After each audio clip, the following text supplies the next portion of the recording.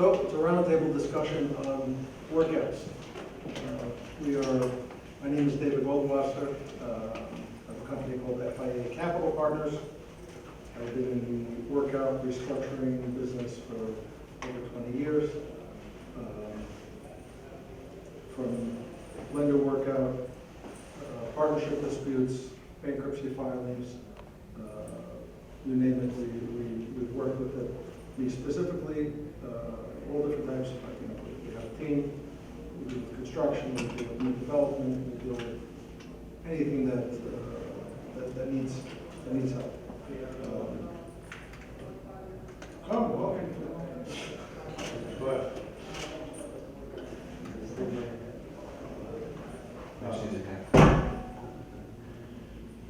So I want to get, people came in, I want to hear, I can go through all the different types of things that make everybody will be bored, but I'll start with some questions to get some idea of what people want to hear about so I can be a little bit more interested. I'll give you a case I just ran into recently. One of my clients did a deal with a bank, and they're mid-construction. The contractor pulled out because he couldn't fulfill the contract. And sure, he wanted to rate what they can take care of it, but the bank's saying that they've gone past their completion dates, and now they want to raise the rate. And that's really the motivation. They want to raise the rate on them. And Right. The loan documents don't have any, there's no reason, the loan documents specify that, first of all, the bank is a party to the surety. And second, they didn't really, there's a force majeure, it's not their fault, so I'm of the position that they should do nothing, and that they shouldn't negotiate with the bank, but the problem is the bank's not going to fund anything, and if they litigate, it's going to take 2 to 3 years, and they have to come out of pocket, so it's one of those situations where the bank is basically, Strong arm. trying to at least. He has a lot of cash, so they could probably do it themselves without, but, it's a lot at stake. Yeah, the issue with pulling a bond is, even though the surety says they're going to pay, how much are they going to pay, when are they going to pay, what the valuations are, are they going to bring in their own contract? They got to bring their own contractor, that's sure. But I'm just saying, Right. each one of those, scenarios. Again, not the borrower's fault, not the developer's fault, but a situation where basically the contractor bid it for a certain amount, couldn't fulfill the contract, Right, pull off. I had something, I had a case, I can't say exactly like that, but similar, the contractor went out of business in the middle of the project. And the owner of the project asked me to, deal with the bond. I went to the contractor's office, and I sat there until I got him to sign a piece of paper that he defaulted. And then, we at least had our proof for the litigation, but and happens to be also stole $750,000 of the project money with a small Contractor? Contractor. Yeah, that makes sense, So, that's right. a little bit of a detail. Nonetheless, we litigated, as you're saying, we had to litigate for 2 years. Project sat dormant. And at a certain point, the developer, it was actually a young developer who asked an older developer to guarantee the loan for him. So the older developer had to now step in and take over this pimple project versus what he normally deals with in order to save his name. Ended up paying to get it finished in order to deal with it, because we also had the bank, as you're saying, they wanted to foreclose. So there was a lot of negotiating. There's a lot of different stakeholders, not just one party at fault, as you say. And it took, I think it was almost 3 years till it was finished. And then by that point, the stuff that wasn't fixed, we had to throw out, and we had to start from scratch and rewrite construction. So it becomes more litigation, and then who are you suing? There's no good answer. But again, at the end of the day, They just want to raise the rate on it. That's all they want to do is raise the rate. That's all. Look, at the end of it, if there's really money, and you have, if the clients you say are well-heeled, then, whether it's a lawyer or, a workout guy or somebody, you just have to really sit down and, say, we're not going to take the pirating, because that's really what it is. Yeah. Look, it happens every day. Right now, the rates went up, and people who, had adjustable loans, or, I have a few clients who had loans at 5.5 and now 11.5, and there's no physical way to pay them. And there's really no way always full. They're not in default, the borrower's not in default. I'm just saying, but there are things that happen. Right. It's not the fault of the borrower. You know, right now, we're in a very weird market, because most of the defaults, many of the defaults, are not really the borrower's doing. Whether they can't refi because the proceeds are not gonna be enough because of the rates. Whether the rates went up on them and they can't refi because the value went down, nothing to do with it, you know. Combination of different things, you know, in between. We see the CMBS lenders are calling technical defaults every day of the week now. You know, there's nothing that's, for a few years during COVID, everybody was wondering, you know, when is it gonna break? And really just in the past year, it just started to change, and people started waking up. And if, you know, you read the papers now, every day there's foreclosures being filed. But for 3 years, there were almost no foreclosures being filed. You know, it goes down to what type of lender do you have? What type of project is it? Is there cash flow? Isn't there cash flow? You know, a lot of what we're dealing with now is people who don't have enough cash flow to carry their loans because the rates went up. And they bought a bad property, or, you know, one thing or another, and there's not enough cash flow. So we're working out with some lenders that have either a cash flow sweep mortgage during the period of time we're trying to figure things out, or back into some of the interest depending upon, again, if there's really equity in the property, if there's not equity in the property. Each one of the workouts has to be so specific because there's no one size fits all with everything that's going on. So I had a similar situation with what he was talking about like that, but what I ended up doing is I ended up going and did a little bit of research, and I found out one of the bank's attorneys, I found out we went to him, plain situation, he was able to get, I forget what it's called, but he was able to actually represent the bank that gave permission to represent. He was the most expensive attorney I've ever gone through, but he literally, all he needed to do was get to the right person he needs to be able to talk to, and then there's somebody there to be able to have common sense. Usually in the banks, they have one person that does this, one person that does this, one person that does this. And the chances are that once you didn't do what you did, it automatically goes to this point. You need to be able to get the right person to be able to undo what was done. But my question is, we used to buy a lot of properties acting as white knights. We just haven't been able to get involved with it. I don't know what changed, but it doesn't seem like those opportunities are there like we were before. So generally that's not been yet correct. Banks have not let go of their loans, they've not written down the loans. In general, we started now, I got my first discounted payoff from $42.5 million to $30 million from an alternative lender, not a bank specifically, but you know, one of the larger alternative lenders was a REIT that just put out a lot of loans. We are now getting rate adjustments on loans from alternative lenders. You know, obviously, Rite Aid going bankrupt, you know, put a lot of CMBS loans into default, which nobody wanted, you know, it was nobody's fault. Mid-construction is one of the worst hit because there's no good answer. More so than not having cash flow there, you know, the draws are not being done, and then the funding is not going, and then the properties are sitting, and you know, the things are drawing. But I think that to your question and your point, 2 weeks ago, I think, I filed a bankruptcy on behalf of an entity in contract to buy a note. They were in contract to buy a note for $40 million. They had a $6 million deposit. The loan amount is $120 million. There's a mezz of $66 million. And there was equity of $40 million. And arguably the property might have to be torn down. And it's probably worth $30 million. Which is why they couldn't get financing to get the $40 million. They think they have a plan to get out there, but you know, banks are just starting to get to the point where they realize there are certain things that they have to let go. Well, you filed litigation because to recoup their deposit because they couldn't put. So you're not going to be able to recoup the deposit. Just it sounds great, and many lawyers will tell you, oh, you know, but you can't. You know, when you fill in a contract, you're going to lose your deposit. Generally, we filed a bankruptcy in order to get a 60-day extension of the contract. Under the bankruptcy code, there's an automatic 60-day extension, nobody can fight it, there's nothing to do about it, it's just a standard thing. So at any time, generally it's not been on note purchase, it's been on property purchases, some of which, there are some people here who, I've done them with, I filed, and we worked out better deals. It's a negotiation tool, and/or it's a place to get to a point where you can close.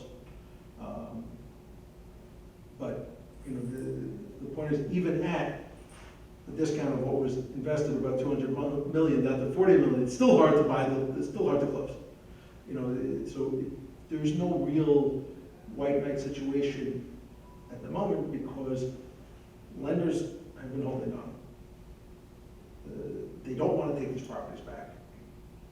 They have not been able to make the reductions because of all of the different issues in the banks and/or their investors, and they're having a hard time doing that.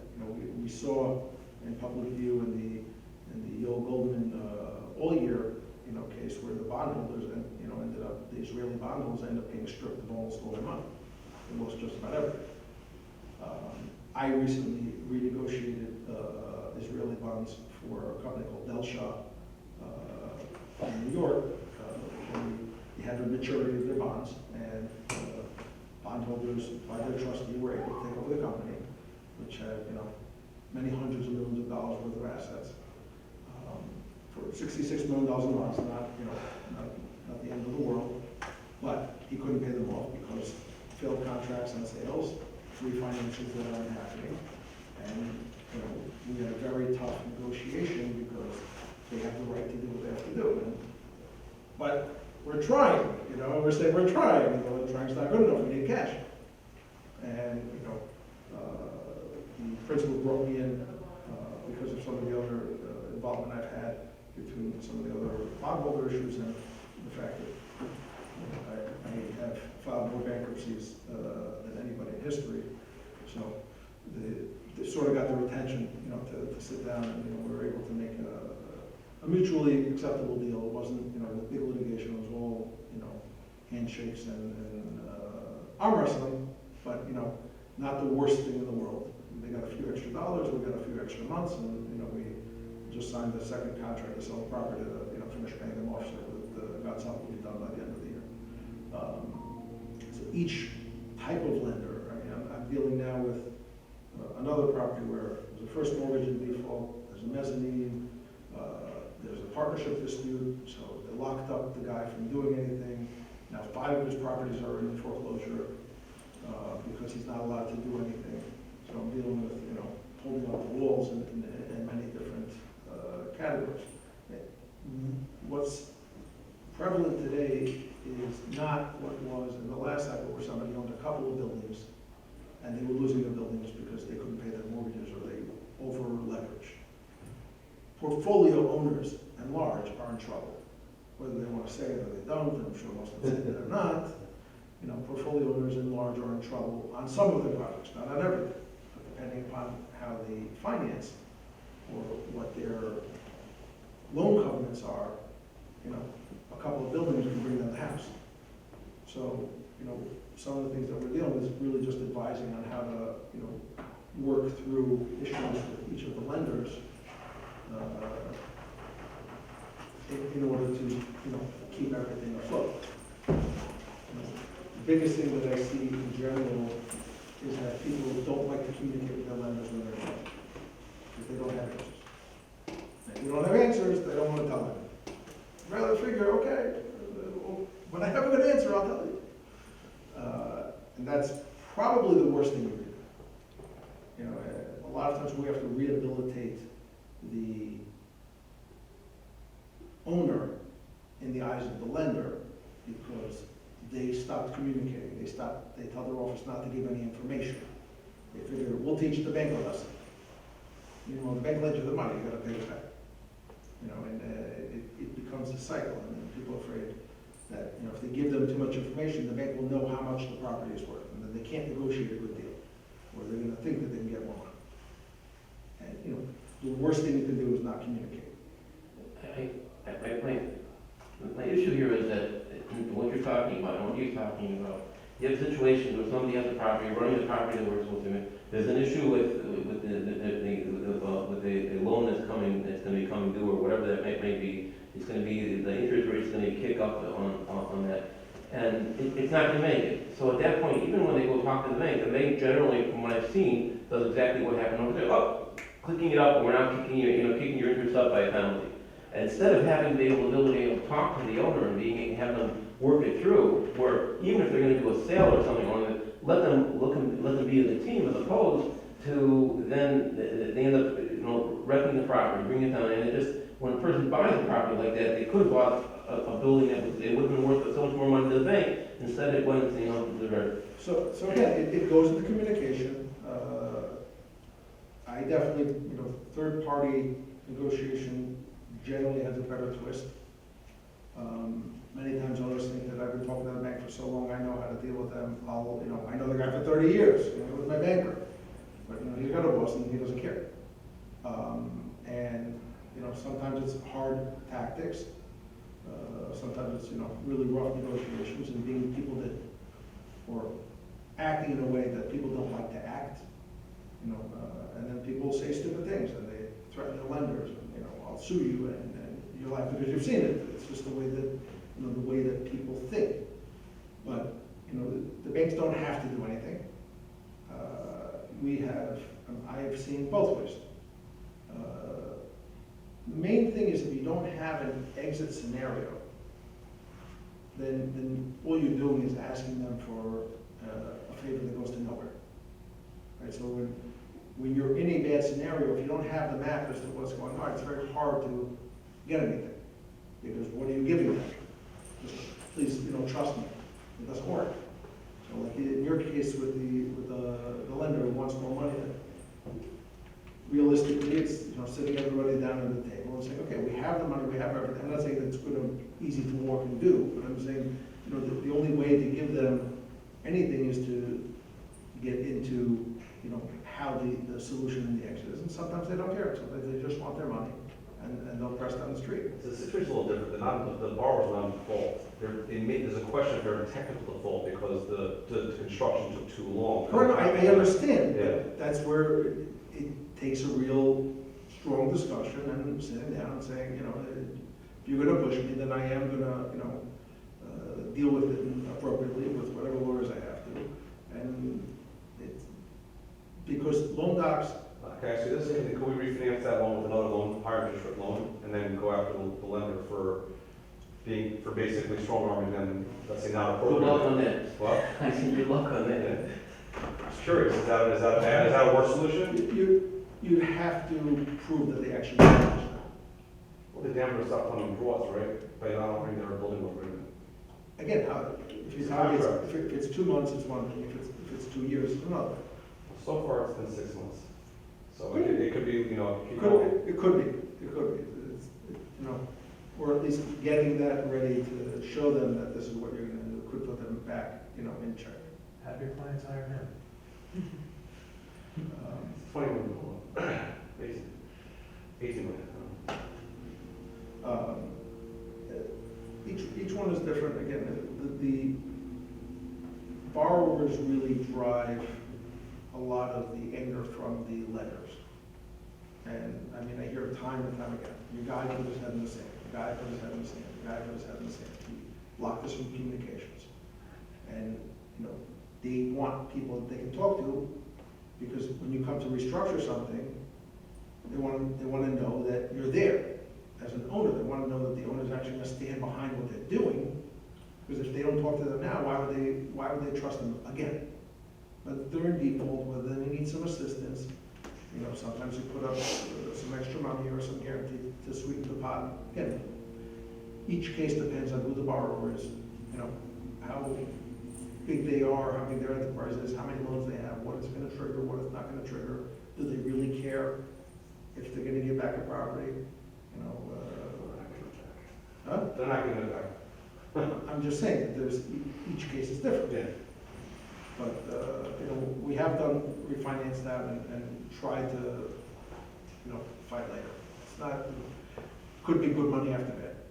But, you know, it's just a matter I'm of. saying it's like the Netherlands, right, they're looking at it's like, Yeah, there's no great answer, but, you know, because you have to prove why they didn't fund it. And then prove they had damage from the delay. Now, in this environment, it's possible because the rates have changed so dramatically depending upon the months. Could be that, you know, it cost you, you know, $3 million, $4 million, and it's worth taking a project. it is. It's a 3.75 interest rate, fixed for 7 years, and the bank just wants to raise the rate on it because it's a low rate right now. They're probably charging 6-7% on the same loans today. Right. And they found a technical default that went too long, so they're basically trying to strong arm the borrower to, agree to raise the rate to 6%.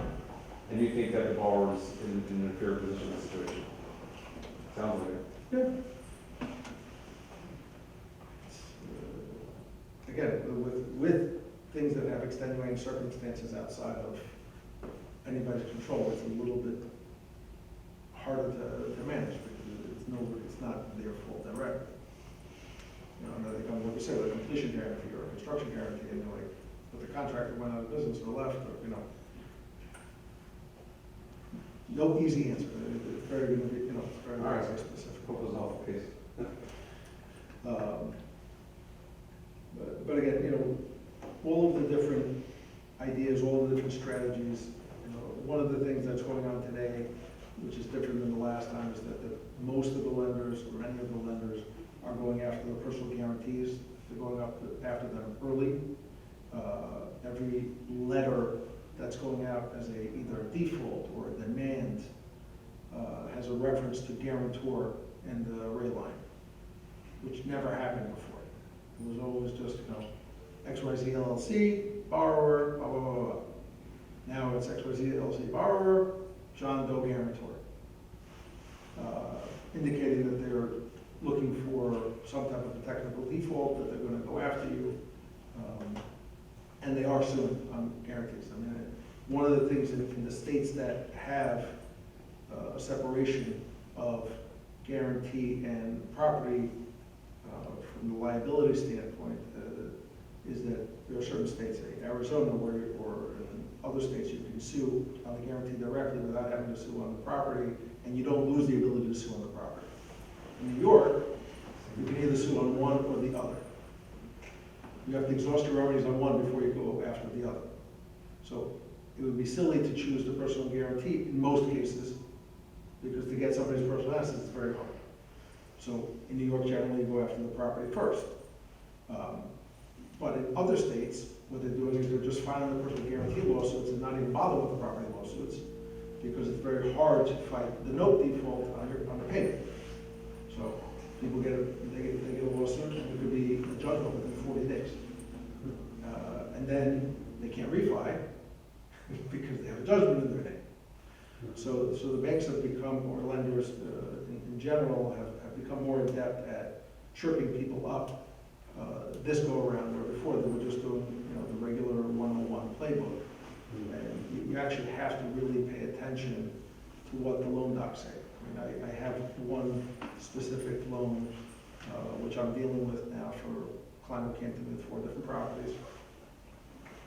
Total of about $130 million of deals, 4 different states, or 3 different states.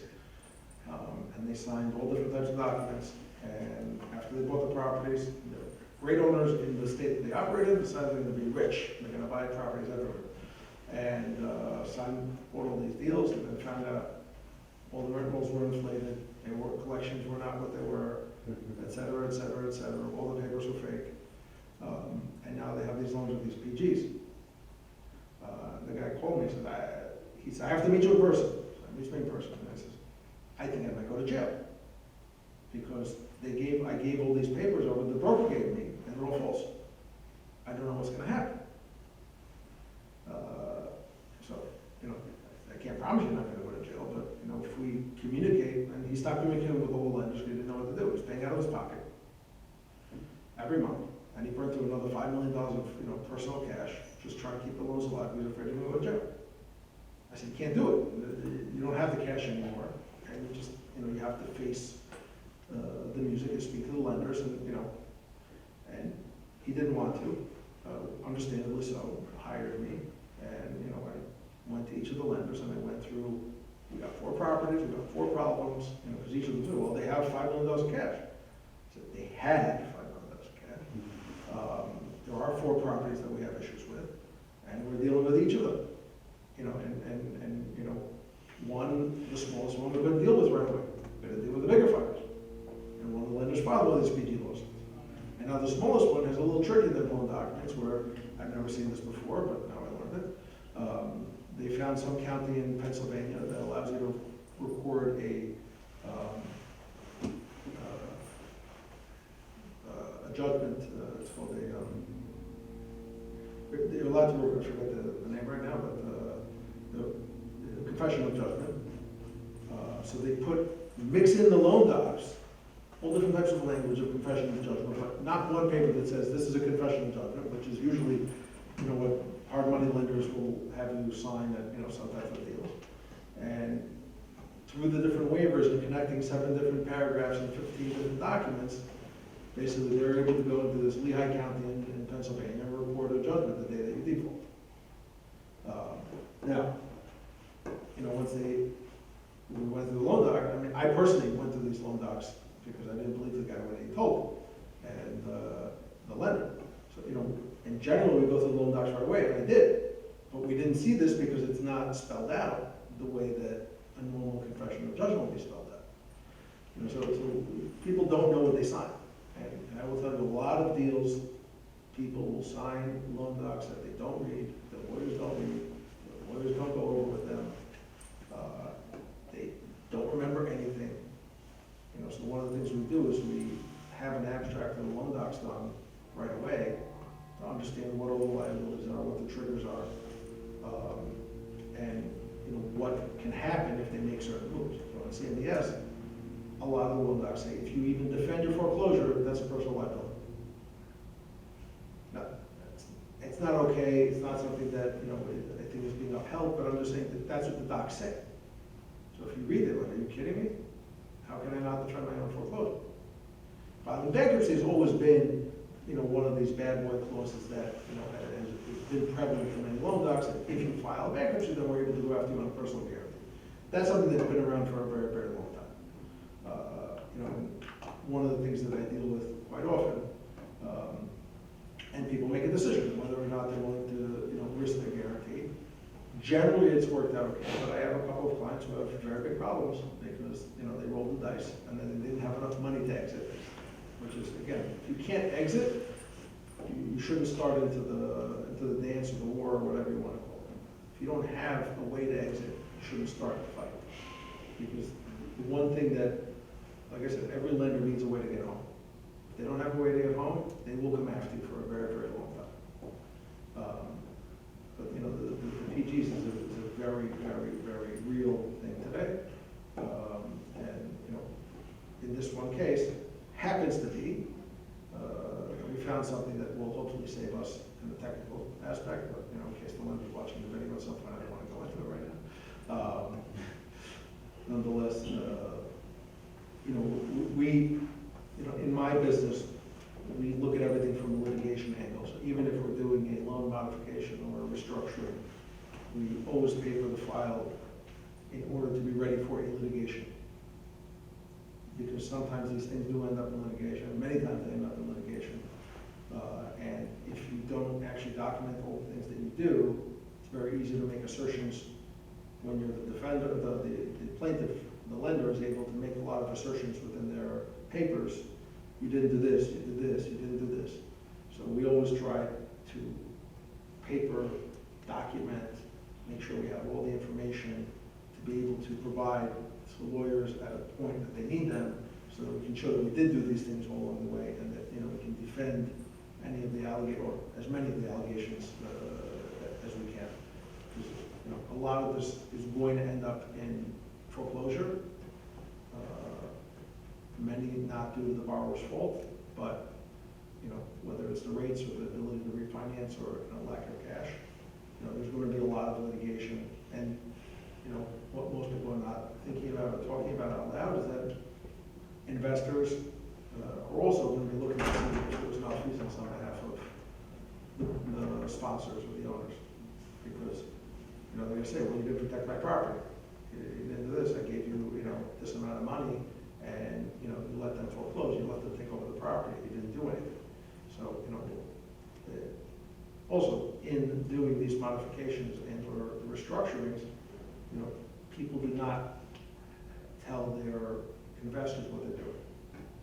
And there many times will need to be consents signed on, you know, some of the larger deals specifically, and sometimes the smaller deals, depending upon the lender.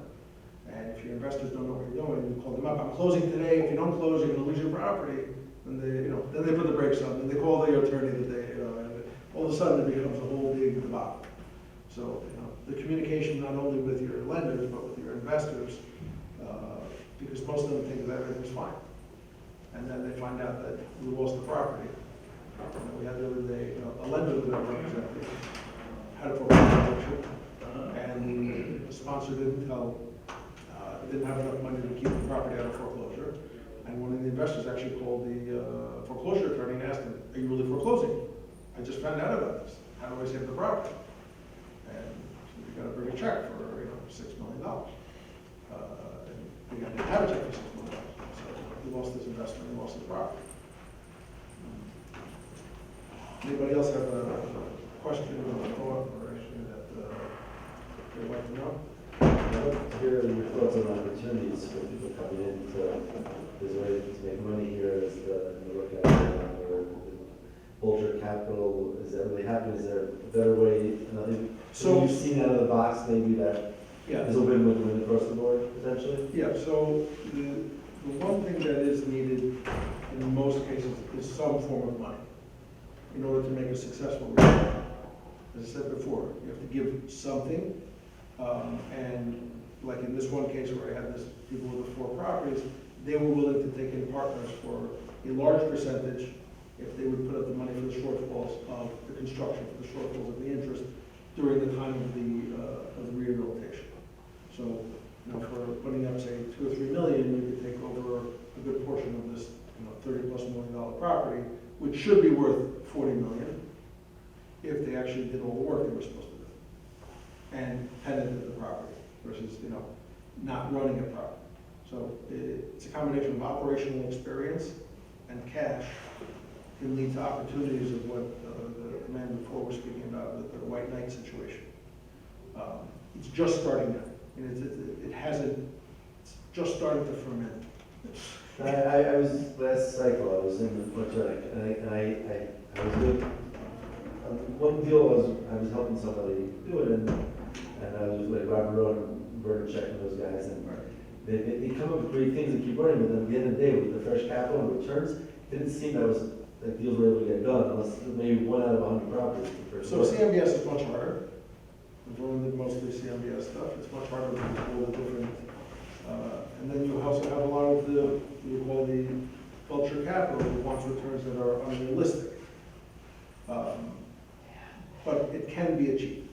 You know, as the, you know, again, with the alternative lenders, it'll be a little bit easier because they have different capital requirements and they have different things that they can do. They're just trying not to use up all of their capital. They want to keep their loans on, they have loans on their loans, and they want to keep their lines intact, so they don't have to continue to write out checks to buy back the loans, because most of it, once it goes between 60 and 90 days late, they have to buy the loan back. So they have to, you know, if you have a $40 million loan, and you have a $10 million equity slug from the lender, that lender now has to write another $30 million, it's a big pain for them. So they would rather lower the rate, make no return, cover their expense of their money, other than having to write out a $30 million check. Do you see the lenders willing to take haircuts now also? Yes. Big time? Because, Starting. I mean, even regular refinance, right? It's a cash-in refinance today. You don't have to have a, be in the situation. Yeah, I mean, I'm dealing right now with one lender who filed foreclosure on 3 properties and one guy, and the values just aren't there. The guy has no money, but he's willing to recap some of his other properties in order to, you know, put. What I'm seeing now is that people are putting 2 or 3 properties together in new CMBS loans, and taking some equity from one to cover, to try, it's still not enough to cover the loss, but show that we're showing the lender that you're maximizing versus selling the property, paying the broker commission, paying all the other expenses. Here, you're gonna get, you know, $500,000 more than the value, even though it's $1.5 million less than your loan. And, you know, these are things that take time to marinate within the lenders. It's not, you know, they don't just open up and say, oh, no problem. They wanna go a few rounds, they wanna see, they have to prove, they have people to speak to. There's just nothing is easy, it's just work and communication. You know, these things take generally 2 to 6 months. And during that time, there's a lot of different things that can happen. And, you know, if people don't have some money to give the lenders, you know, if they're cash flow negative, you give them something. The lenders just want to see buy-in. And again, not everybody has the ability to do it. But if they see that the owner is willing to work with the lender to do something, to show them that they're investing something, that they care, then you get a little bit more buy-in. Well, so it doesn't make sense for the owner to do that either, right? Sometimes it does, and sometimes it doesn't. If they have a PG, maybe it does. PG. But most of the time it's bad money after good money, and it's a matter of trying to save themselves at the same time. You can't go after capital calls for this. The value's not there for it to come. Correct. Time in the next 10, 15 years. So then that's why I said communication with your investors, you know, so they understand what's going on. Because when you make that capital call, they say, why didn't you tell me 6 months ago? They can say that anyway, but, you know, if you inform them, at least you're able to say, I told you, you know, what's going on. There's no leadership property on that this week that, I mean, they don't know how to evaluate it properly because what do you do with a hotel today? Even a great hotel, just everything's completely warped underwater. Anything office hotel or anything, and we're doing multi. What do with everything? So I'm just saying, we're talking about functioning multi, it's mean that the tenants paying the best as possible, right? Right. There's repurposing, it's going on now, or, you know, finding alternative use for properties. I'm right now in the middle of a bankruptcy in Phoenix. Property was a beautiful office property downtown, almost vacant. They vacated it so they could convert it. They were doing demo, contractor busted all the pipes, ruined the building. So, you know, that's why they wrote the song, I Had a Bad Day, right? So, then they went to you know, it's a quick foreclosure auction. We filed 2 days before the auction.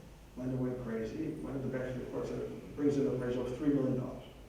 Guy bought the property for $10 million 6 months before. And put down a $3 million loan or something, some variation of that. And the judge looked at them and said, are you retarded? He says, how are you giving me a $3 million valuation on a property your client lent 6 months ago, $7 million? Can't be worth $3 million. The market will determine what it's worth. And, you know, we worked and we found somebody who's willing to pay $7 million. And that guy has a plan where he thinks it'll be worth $30 million when he converts it. Tax, tax credit, whatever he's gonna do. Bid to the building 5 times, you know. And then once I was able to hold off the lender in the court for long enough, the lender called me at night and said, okay, let's try to make a deal.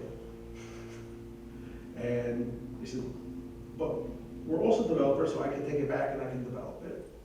You know, but we had a good conversation and we worked out a deal after, you know, scorched earth, you know, on their side.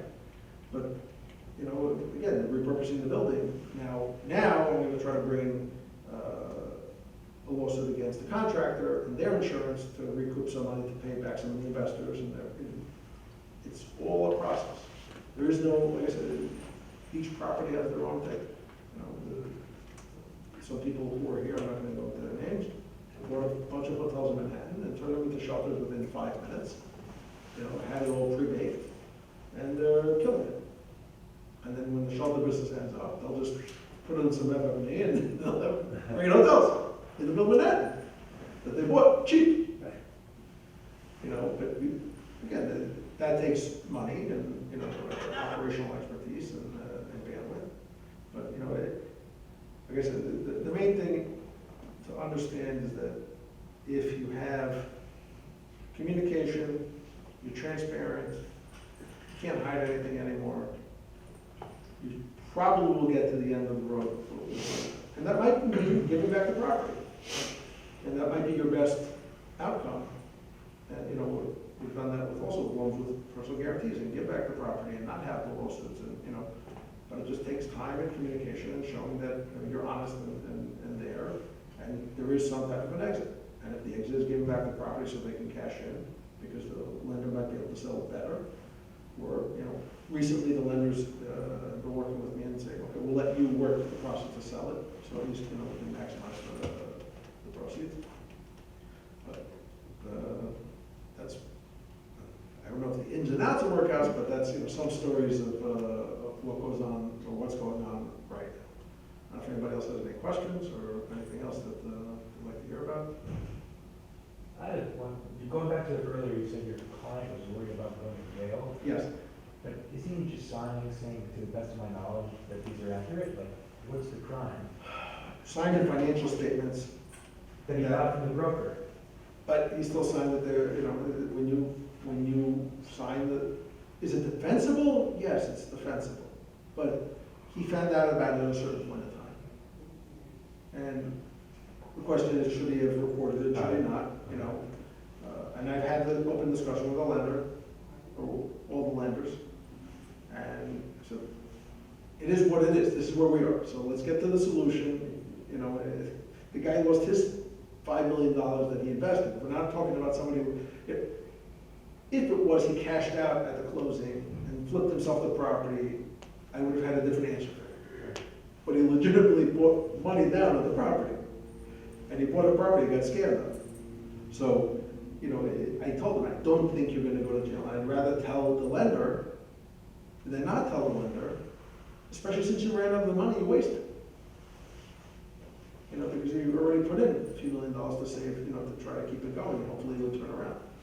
That's the biggest thing that I see, is that people throw money at deals that they think, you know, if I just, another month, I'll rent, you know, I've seen this, not just this cycle, forever. You know, money doesn't solve all issues. You know, operations and honesty and, you know, sitting down and facing the issue solves the issue. And you'd be amazed at how lenders will actually work with you when you give real answers, when you're there, when, you know, the borrower shows up at the meetings. They don't just, you know, send somebody else or lawyers. You know, the lenders want to have respect, and they deserve it, and they want to have buy-in from ownership. You know, and I make it a point to have the owners on some of the phone calls, so that the lenders hear the voices, they hear the lender's voices. I don't want the borrower just to think of, you know, I'm,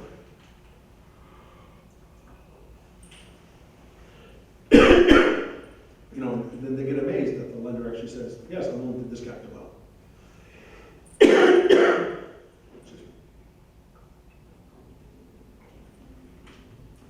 So, I think I've used up a little bit over my time. Again, if anybody wants to speak, I'll be here. If anybody wants to talk offline or off camera, I'm more than happy to say anything about that. Thank you very much. Thank you.